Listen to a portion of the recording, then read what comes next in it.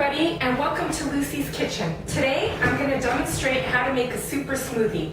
So you can get the actual recipe and the serving sizes. Go to my blog at www.sunshineandvitality.blogspot.com, and you'll find the recipe there. I believe by now it's archived under the April 2011 archives that are on the right hand side. Anyway, today I'm going to start out by telling you a few things that I think that should be in your smoothie no matter what, and then the rest of them you can just start to add them in as you like for more superfoods that give you more wonderful antioxidants, minerals, and nutrients and protein and so forth. But today we'll go with what is the bare minimum first, and then we'll add the rest of it. All of it is listed in my blog in the recipe as well. And I'm going to show you how to open a coconut and talk to you about a few different things. So what I think should be in your super smoothie every morning: banana optional, but it's great for the thickness and richness of it. A handful of blackberries, preferably organic. Handful of blueberries, also preferably organic. And probably 2 or 3 medium-sized strawberries. If they're really large, just 2. If they're really small, maybe 4 or 5. Okay? And also those are organic. And you can get your berries frozen if you like, and make sure they're organic if you can. And then you will actually be able to have a colder smoothie, and that'll be a lot of fun for you in the summertime.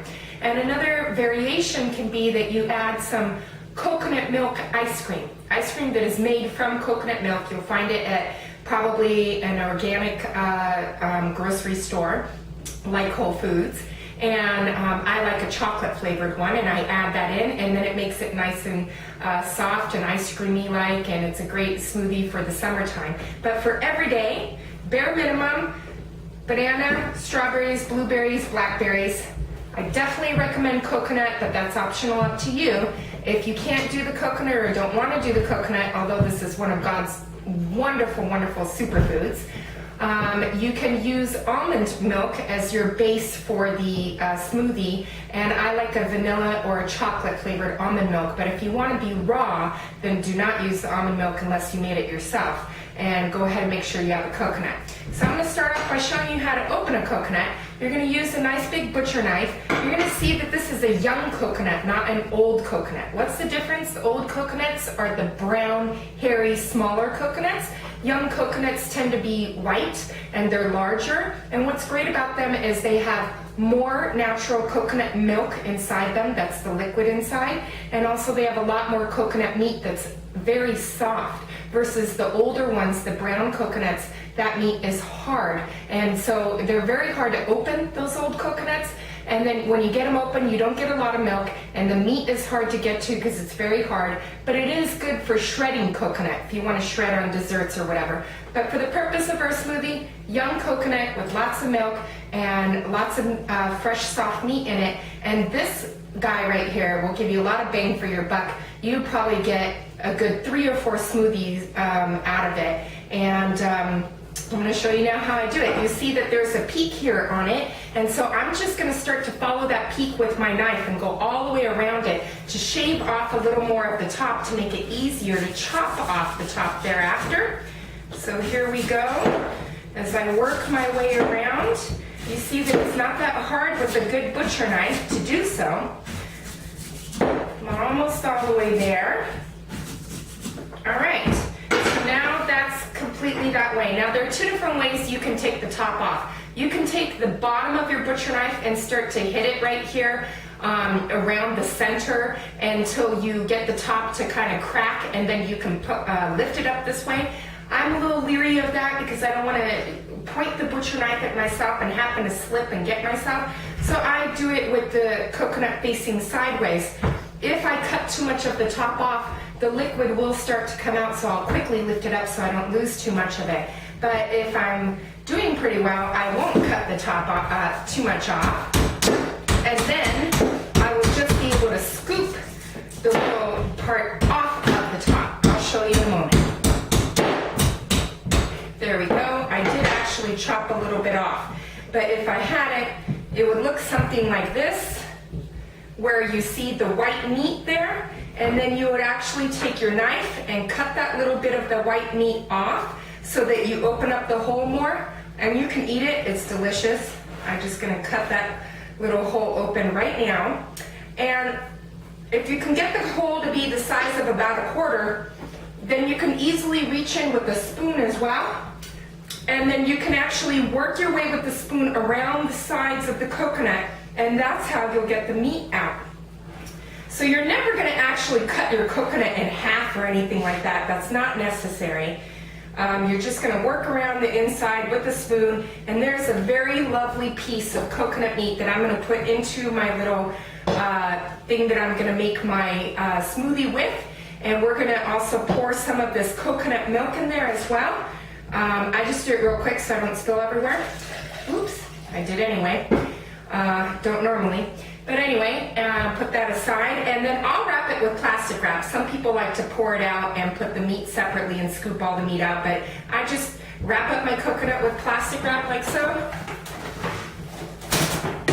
And then it's good to go in the refrigerator and be used again for at least 2 more days, because I have enough in there to do so. So that's the coconut. Now we're going to talk about chia seeds. Chia seeds are not something that you need to have in there, but they're great for protein. If you're vegan or vegetarian, this is a great way to get some protein into your diet. And even if you're not, they're really good for you in many different ways. And you can Google why chia seeds are such a great superfood. All of the powders and so forth I'm about to put in here are all considered superfoods. And chia seeds, actually, if we put them straight in, it's not going to work that way because we need them to expand. So what we would do is take 1/3 cup of the chia seeds and put it in a bowl with 2 cups of water and let it soak up that water, and by the next day you have what I call a chia gel. And then you will actually scoop out of that chia gel, which I have some right here. I already made it. And you will actually scoop about 3 or 4 heapings of that chia gel into the smoothie. Okay, so that's real easy. And like I said, the chia is optional, but I think it's actually something that we really should use. And then out of my other superfoods that I think that every smoothie should have in it, definitely organic maca powder. Maca comes from a root in another country, so when they bring it to us, they've actually made it into a powder. And so this is an amazing superfood, and it's got all sorts of wonderful properties that you can Google why it's so good for us. Then I'm sure you've heard of acai berries, that some people call ackee berries because it's spelled A-C-A-I. And the acai berry, also a must. It's a little on the pricey side, but it's really, really good for us, and you want to get it also in powder form. And don't get it mixed with anything else. If it's got any other ingredient in it other than the acai berry, then don't get it. And then cacao powder. This is the #1 superfood on this planet, cacao. It's a form of chocolate, right? That's chocolate. It comes from cacao, and chocolate we add sugar to, and then, you know, you've heard of Hershey's cocoa, C-O-C-O-A, not to be confused with cacao, C-A-C-A-O. Cacao in its natural state, if it's ground up, as I'm going to use it for this smoothie, we don't want it to be anything but raw. Because if it's raw, it's going to get all of the best properties out of it. But if it's not raw, then that's when they've cooked some of the things out of it. So make sure that it is raw if you can at all. But at the very least, it should be cacao powder, organic, C-A-C-A-O.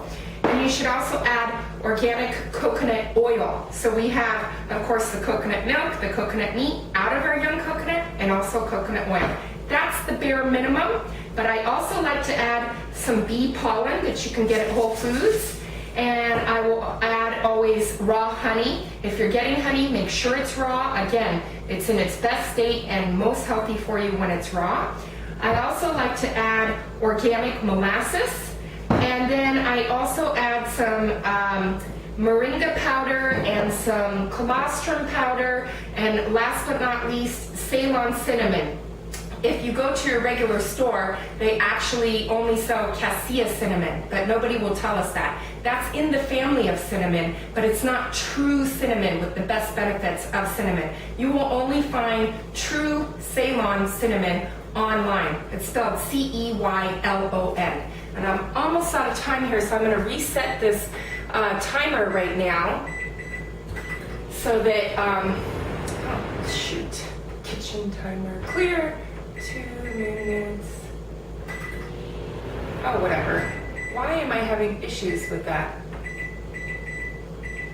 There it goes. Timer, not the microwave. Anyway, so Ceylon cinnamon you will not find in any stores. And if you ask Whole Foods or any organic store or whatever, they don't even know what you're talking about when you say, do you have cassia or do you have Ceylon cinnamon? They don't have a clue. It's not labeled or anything. So if you want the real thing, you make sure you buy it and it says that it's Ceylon cinnamon. Ceylon. Okay, so let's go ahead and put our little smoothie together real quick. And then you can see how easy it is to do this every single day. I do it Monday through Friday on my work days to give myself all sorts of nutrients, antioxidants, protein.